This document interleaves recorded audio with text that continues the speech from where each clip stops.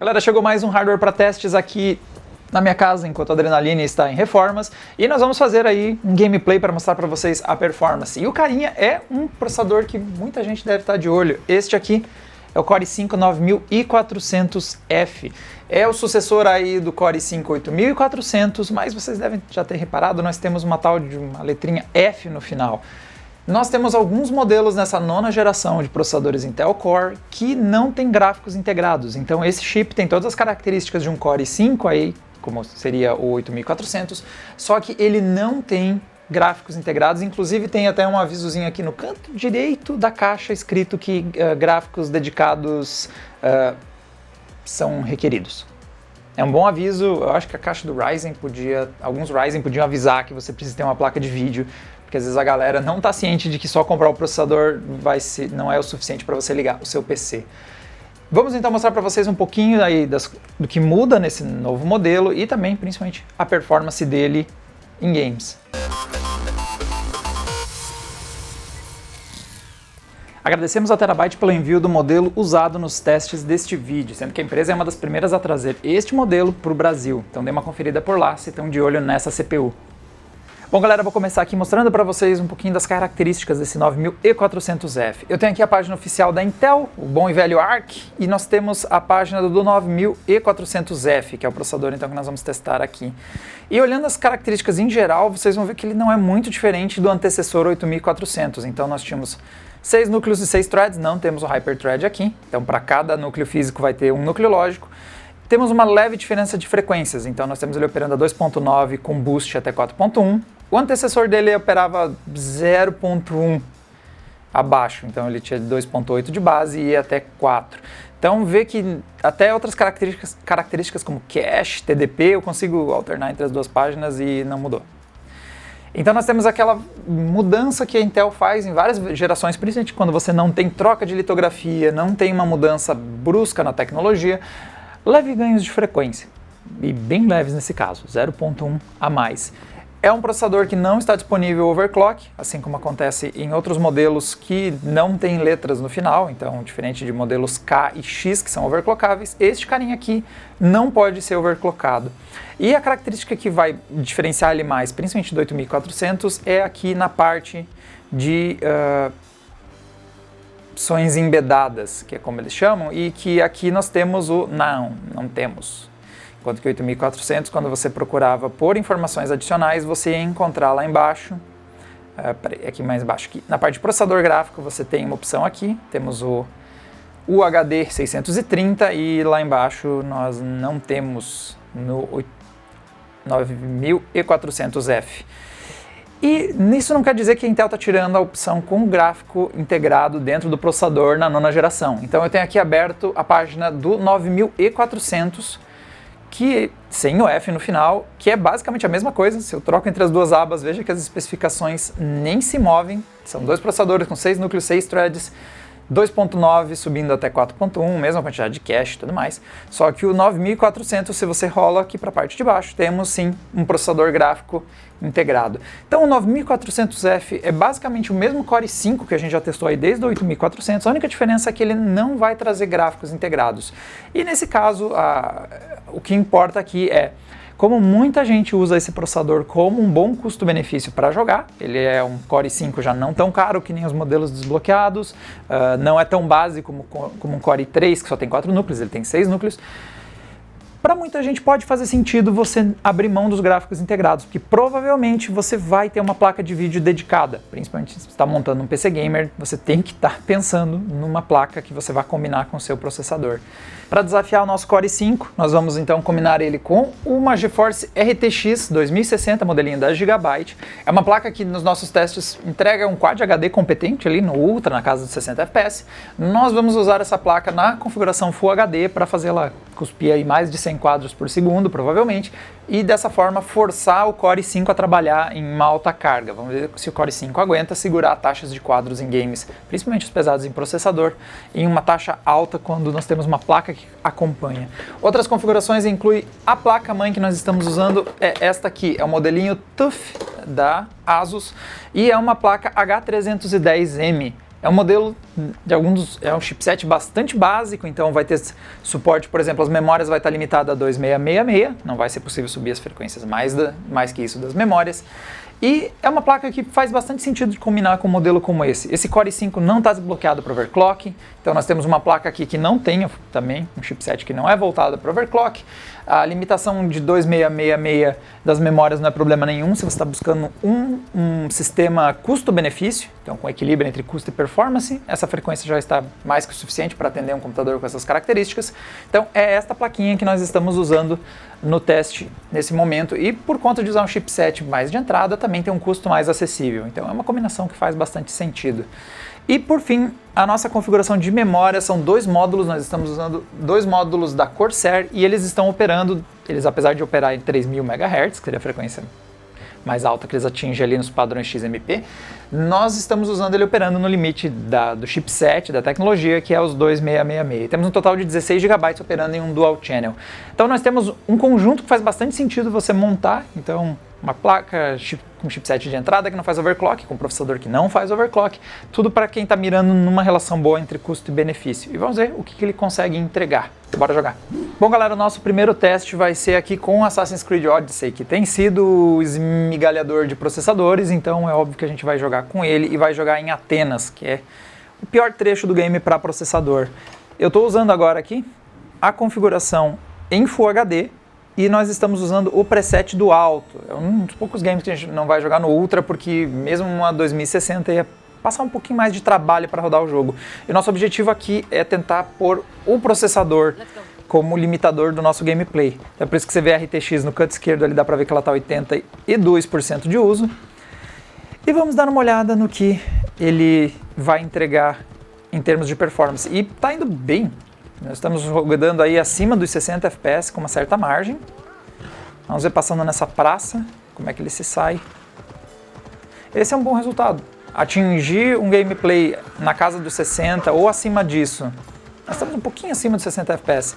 Nesse espaço, nessa área aqui no Assassin's Creed, já eu considero um resultado muito bom para processadores. Vê que o uso dele está alto, tá sempre acima dos 80%, mas a gente está jogando acima dos 60 FPS. Primeira vez que eu vi ele cair um pouquinho para baixo dos 60 ali. E com uma estabilidade que eu estou achando muito boa. Ele está rodando na casa... você vê que os tempos de quadro aqui, quando você vê a linha do frame time, você vê que ela não tem muitos picos. Os quadros estão vindo numa sequência que está fluindo bem. Nós não estamos tendo aqueles solavancos de um quadro que aparece por muito tempo e outro que aparece por pouco tempo. A estabilidade realmente está muito boa. Como talvez você já deve estar reparado porque está no quadro, nós estamos usando o Cooler Box. Então, para esse teste, nós estamos usando o Cooler Box que a Intel mandou e inclusive a pasta que já vem aplicada. Então, nós estamos tendo basicamente a experiência desse produto, como ele chega para o consumidor, e para o consumidor que inclusive nem optou por comprar um Cooler Box mais eficiente.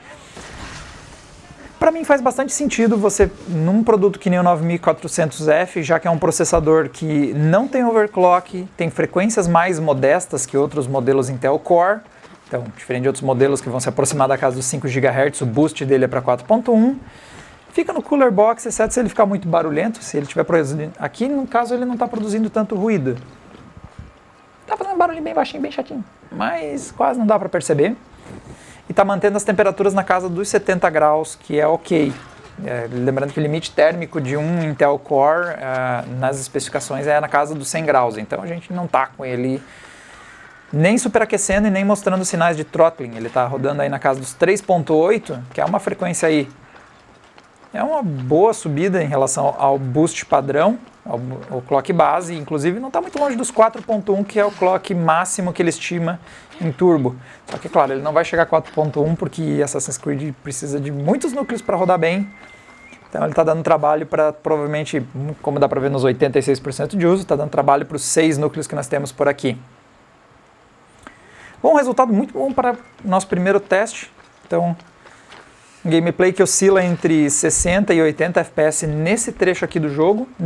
Como vocês podem ver, a RTX 2060 rodaria mais que isso, ela está agora usando 65% da capacidade dela, mas para quem está mirando em jogar em 60 FPS Assassin's Creed Odyssey, que é definitivamente o que eu recomendo, não recomendo tentar jogar esse treco a 144 FPS, É um processador que está entregando bem esse resultado e agora ele subiu para os 72 graus, mas está ali oscilando entre 70 e 72, então o Cooler Box deu conta. Bora tentar mais games aí que desafiam o processador para ver qual é a taxa de quadros que ele vai entregar. Bom galera, nosso segundo teste vai ser com Witcher 3 e obviamente nós vamos fazer esse teste em Novigrad. Então eu tô com o pessoal encoxando meu cavalo, não sei porquê, eu não sei o que está acontecendo aqui, mas nós vamos jogar com a configuração em Full HD, novamente. Então Full HD, a configuração está tudo no Ultra, exceto o Hairworks, e pós-processamento no alto também. E nesse momento, antes de eu começar a entrar na cidade, olha, a gente está bem próximo de usar toda a capacidade da RTX. Ó. Nós estamos a 98% da capacidade dela e o jogo está rodando na casa dos 120. Mas assim, eu vou ter que interromper, seja lá o que for que está acontecendo aqui, e vamos entrar na cidade para ver como é que ele vai se comportar. A tendência é Novigrad deixar... o nosso frame time ficou bem instável, a nossa taxa de quadros passou a variar bastante. Correr um pouquinho. E agora nós temos um frame time oscilando um pouquinho, mas até que não vi nenhum stuttering mais pesado e tá indo bem. A RTX começou a cair um pouco para baixo dos 90% da capacidade dela, mas olha, estou achando um bom desempenho, algo na casa dos 80 a 100 FPS. Nesse trecho de Novigrad aqui é um bom resultado baseado no que a gente tem visto em outros processadores, e o que eu gostei é principalmente que o 9400F manteve uma estabilidade muito boa. Então agora que deu um primeiro pico maior ali nos frame times, então principalmente a fluidez está funcionando muito bem, além da... esse cara tá voando. Além da taxa de quadros estar na casa dos 100 FPS, a gente tem um ou outro stuttering porque Novigrad não perdoa, mas está rodando muito bem. Tem várias pessoas flutuando. Por quê? Que coisa bizarra. Eu acho que não é culpa do processador, não. Às vezes, quando o processador não está dando conta de um jogo, a gente começa a ver umas coisas de física não funcionarem, mas vocês podem ver que a modelagem está toda certinha, os personagens estão funcionando bem, eles só não tocam o chão. Mas tudo bem, mais um dia normal em Novigrad. Então, olha, um resultado muito bom com o teste em Witcher. Vamos testar, ver se a gente consegue estressar esse processador em alguma outra situação. Bom, galera, nosso próximo teste não podia deixar de ser num online com muita gente do Battlefield 5. Então eu estou no mapa aqui que é para ter 64, quase 64 jogadores. Quando entra alguém ou sai alguém, cai um pouquinho, mas estamos aí com o mapa lotado. E na parte gráfica eu estou colocando tudo aí na casa do Ultra, uma ou outra coisa ligada. E a gente está fazendo esse teste em DirectX 11, porque se começar a dar stuttering e algumas esquisitices, o DirectX 12 pode ser nosso primeiro suspeito. Então vamos na API que dá mais desempenho, vamos sem Ray Tracing nem nada do tipo. O objetivo aqui é focar mesmo na performance do Core i5. Eita! Eu cheguei agora, não fui eu. E Battlefield é um bom teste para processador, porque nós temos aqui uma quantidade bastante grande de coisas acontecendo na minha frente, muita gente causando num mapa com 64 jogadores, sempre tem muita coisa acontecendo, e para o processador, principalmente quando começa a ter destruição de cenário, que é o que parece que vai acontecer a cada instante na minha frente aqui, tem um peso grande para o processador. Tanto que a RTX não está a 100% da performance dela, é próximo, mas não chega a 100%, porque o Core i5 deve estar limitando em partes a nossa performance. Mas ainda assim, nós estamos num gameplay aí na casa dos 120 FPS, então uma boa performance até o momento. Ah, aquilo era um inimigo mesmo. Nossa, e aí me explodiram. Na cabeça de alguém? Certa, pô. Aquele cara tá caído? É, aquele cara já caído. Eita. Tô gostando principalmente da taxa de quadros, que tá bastante alta e não tá entregando stuttering. Então a gente tá jogando quase o tempo todo acima dos 100 FPS. Eu não tô enxergando nada. E a gente tá... Obrigado. E a gente tá conseguindo aí uma alta taxa de quadros com muita estabilidade, mesmo com muita coisa acontecendo. Eu tô em chamas de novo. Obrigado.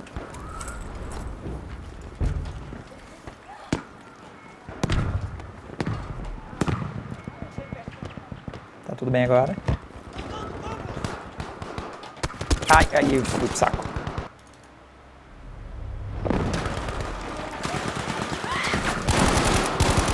Nem tô vendo, vou só atirar no meio da fumaça, torcer pra dar certo. Acertei alguém algumas vezes. Eita. Nossa!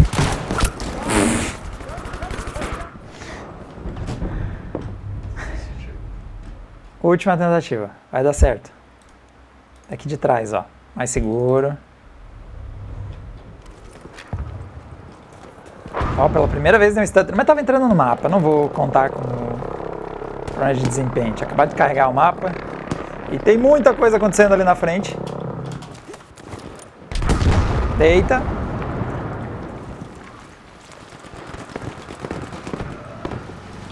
Errei.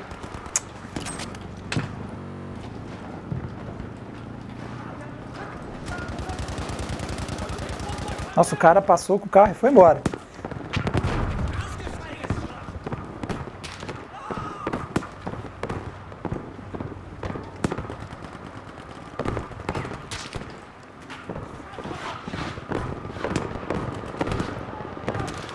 Ah!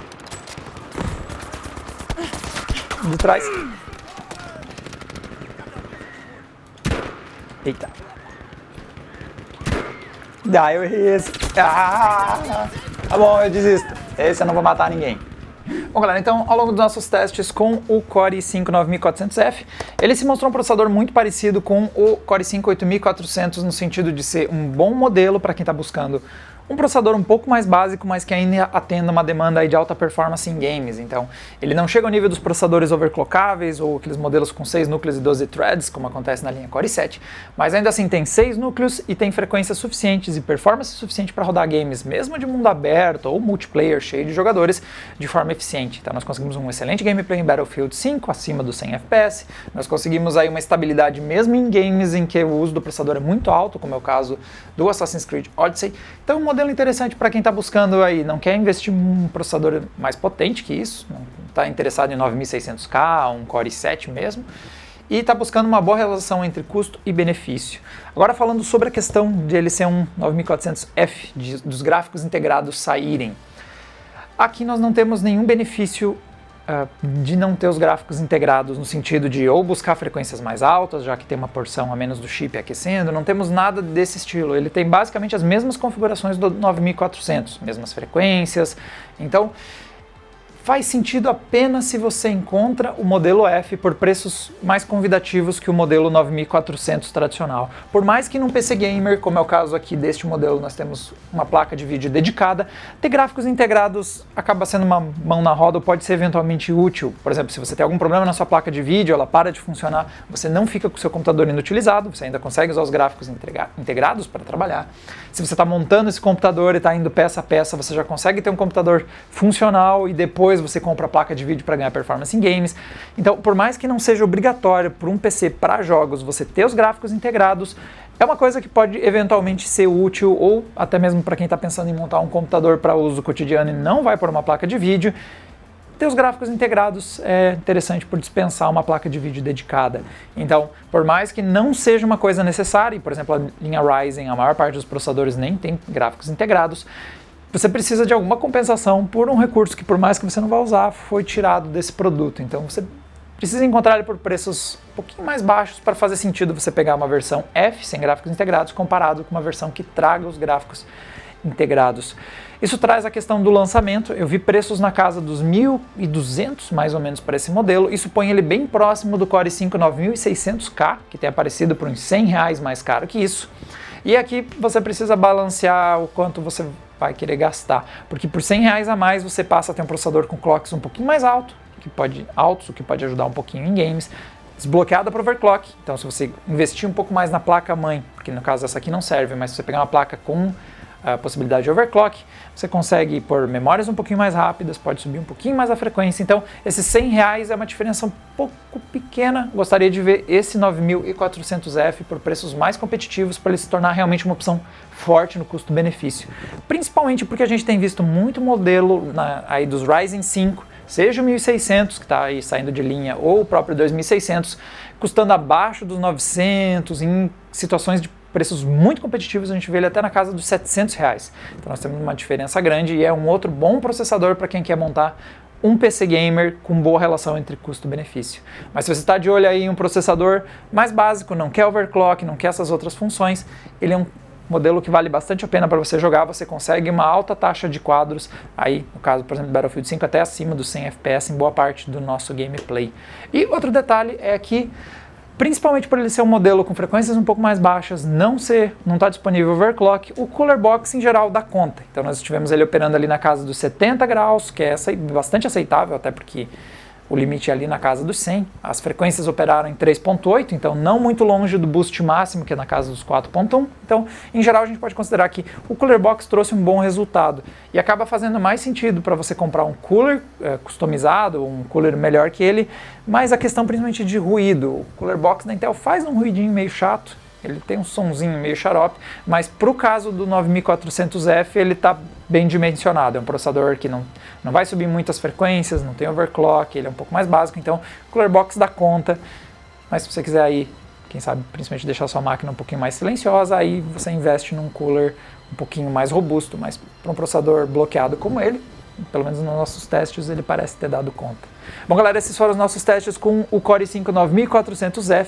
Para mais detalhes aí sobre hardware e tudo que a gente cobre no Adrena, vocês podem ou assinar o canal para ficar sabendo quando mais um vídeo for ao ar, ou também ficar de olho lá no site adrenaline.com.br. E nós nos vemos numa próxima. Tchau, tchau!